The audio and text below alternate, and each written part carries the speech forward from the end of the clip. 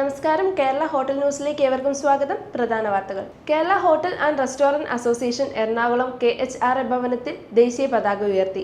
എറണാകുളം ജില്ലാ secretary KT Rahim പതാക ഉയർത്തി.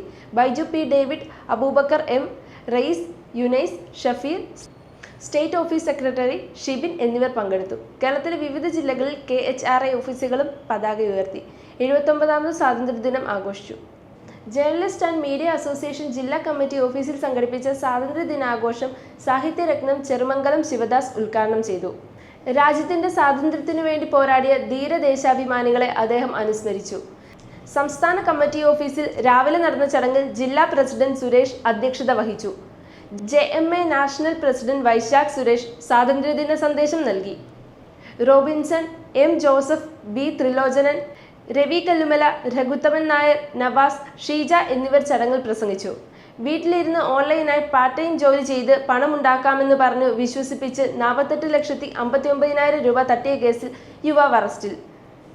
കാട്ടാക്കട സ്വദേശി ആൻഡോ ബിജു ആണ് അറസ്റ്റിലായത്. ഒറ്റപ്പാലം സ്വദേശിയാണ് തട്ടിപ്പിനിരയായത്. 2024 നവംബർ മാസത്തിലാണ് സംഭവം. പ്രതി പരാതിക്കാരനെ വാട്സപ്പ് വഴിയാണ് ബന്ധപ്പെട്ടത്. പാർട്ട് ടൈമായി ജോലി ചെയ്താൽ മതിയെന്നും ടെലിഗ്രാം വഴി നൽകിയ ലിങ്കിൽ കയറണമെന്നും പറഞ്ഞു. ഇതിനിടെ പരാതിക്കാരന്റെ അക്കൗണ്ടിലേക്ക് ചെറിയ തുക ശമ്പളമെന്ന പേരിൽ നിക്ഷേപിക്കുന്നുമുണ്ടായിരുന്നു. ഇങ്ങനെ വിശ്വാസം നേടിയെടുത്ത പ്രതി ഭീമമായ തുക നിക്ഷേപം നടത്താൻ ആവശ്യപ്പെടുകയായിരുന്നു. ശേഷം നിക്ഷേപിച്ച തുക മുഴുവനായി തട്ടിയെടുക്കുകയായിരുന്നു.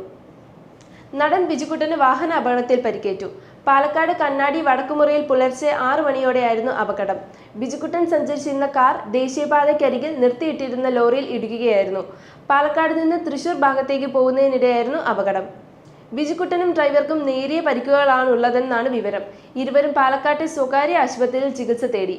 ഇവിടെ പ്രാഥമിക ശുശ്രൂഷ നൽകിയ ശേഷം എറണാകുളത്തേക്ക് തിരിച്ചു. ചെങ്കോട്ടയിലെ സ്വാതന്ത്ര്യദിന പ്രസംഗത്തിൽ GST പരിഷ്കരണം പ്രഖ്യാപിച്ച് പ്രധാനമന്ത്രി നരേന്ദ്രമോദി. ദീപാവലി സമ്മാനമായി GST പരിഷ്കരണം ഉണ്ടാവുമെന്നാണ് പ്രധാനമന്ത്രി പ്രഖ്യാപിച്ചത്. GSTയിൽ അടുത്ത തലമുറ മാറ്റങ്ങൾ കൊണ്ടുവരാനാണെന്നും ഇത് നികുതി ഭാരം കുറയ്ക്കുമെന്നും അദ്ദേഹം പറഞ്ഞു. സാധാരണക്കാർ നൽകേണ്ട നികുതി ഗണ്യമായി കുറയ്ക്കും. ഇത് ചെറുകിട വ്യവസായങ്ങൾക്കും ഉപകാരപ്രദമാവും. നിത്യ ഉപയോഗ സാധനങ്ങളുടെ വില കുറയുമെന്നും പ്രധാനമന്ത്രി പറഞ്ഞു. യുവാക്കൾക്കായി 1 ലക്ഷം കോടി രൂപയുടെ പദ്ധതിയും പ്രധാനമന്ത്രി പ്രഖ്യാപിച്ചു. ജമ്മു കാശ്മീരിലെ കിഷ്താറിലുണ്ടായ മേഘവിസ്ഫോടനത്തിലും മിന്നൽ പ്രളയത്തിലും മരിച്ചവരുടെ എണ്ണം 46ആയി. 100-ലധികം പേർക്ക് പരിക്കേറ്റു. 200-ലധികം പേരെ കാണാതായതായി ദേശീയ മാധ്യമങ്ങൾ റിപ്പോർട്ട് ചെയ്തു. NDRFും SDRFും സുരക്ഷാസേനയും പോലീസും നാട്ടുകാരും ചേർന്നാണ് രക്ഷാപ്രവർത്തനം നടത്തുന്നത്. പ്രതികൂല കാലാവസ്ഥ രക്ഷാപ്രവർത്തനങ്ങൾക്ക് വെല്ലുവിളി ഉയർത്തുന്നുണ്ട്. ആരോഗ്യമന്ത്രിയോട് ശമ്പളം ലഭിച്ചില്ലെന്ന് പരാതിപ്പെട്ട മെഡിക്കൽ കോളേജ് താൽക്കാലിക ജീവനക്കാർക്കെതിരെ കേസെടുത്തതായി ആരോപണം. മഞ്ചേരി മെഡിക്കൽ കോളേജിൽ വിവിധ പദ്ധതികളുടെ ഉദ്ഘാടനത്തിനെത്തിയ മന്ത്രി വീണ ജോർജിനോട് 2 മാസമായി ശമ്പളം ലഭിക്കാനുണ്ടെന്ന് ജീവനക്കാർ പറഞ്ഞിരുന്നു. ജീവനക്കാർ മന്ത്രിയെ കാണാൻ ശ്രമിച്ചപ്പോൾ CPM നേതാക്കൾ തടഞ്ഞ് വലിയ ബഹളത്തിനിടയാക്കിയിരുന്നു. കോളേജ് പ്രിൻസിപ്പൽ നൽകിയ പരാതിയിൽ കണ്ടാൽ അറിയാവുന്ന താൽക്കാലിക ജീവനക്കാർക്കെതിരെയാണ് കേസെടുത്തത്. ഇടുക്കി രാജക്കാട് ആത്മാവ് സിറ്റിയിൽ മകന്റെ മർദ്ദനത്തിൽ അച്ഛന് പരിക്ക്. വെട്ടിക്കുളം വീട്ടിൽ മധുവിനാണ് ഗുരുതരമായി പരിക്കേറ്റത്. മകൻ സുധീഷിനെ പോലീസ് കസ്റ്റഡിയിലെടുത്തു. മധുവിനെ തൊടുപുഴയിലെ സ്വകാര്യ ആശുപത്രിയിൽ പ്രവേശിച്ചിരിക്കുകയാണ്. കുടുംബകലഹമാണ് മർദ്ദനത്തിന് കാരണമെന്നാണ് പോലീസിന്റെ പ്രാഥമിക നിഗമനം. മദ്യപിച്ചെത്തിയ സുധീഷ് സ്വന്തം മാതാവിനെ അകാരണമായി മർദ്ദിച്ചു. പിതാവ് അത് ചോദ്യം ചെയ്തതിനാണ് ക്രൂരമായ മർദ്ദനത്തിലേക്ക് നയിച്ചത്.